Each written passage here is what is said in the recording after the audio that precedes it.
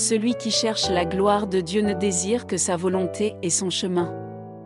Veillons, car notre Seigneur n'a-t-il pas dit, « Si ton œil est sain, tout ton corps sera éclairé » Matthieu 6, 22.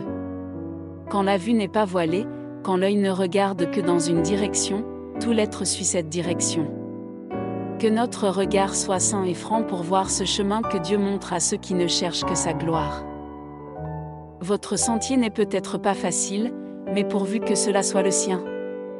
Alors la sécurité est parfaite et sa gloire paraîtra.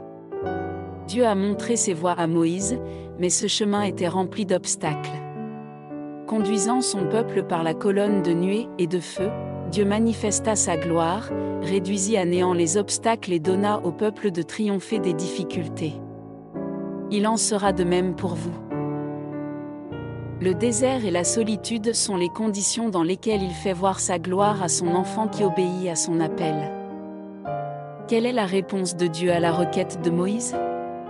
Je ferai passer devant toi toute ma bonté.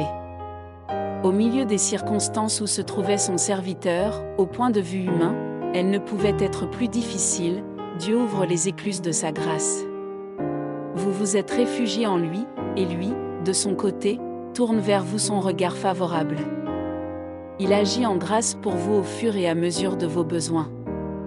Gardez donc votre cœur ouvert à cette merveilleuse grâce et ne vous y habituez jamais.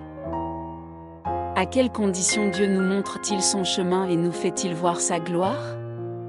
Elle est simple, il est un lieu près de moi. Je te mettrai dans la fente du rocher.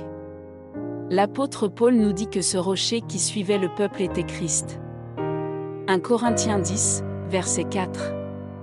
Prenons notre place dans la fente du rocher, c'est le seul lieu où nous soyons vraiment en sécurité.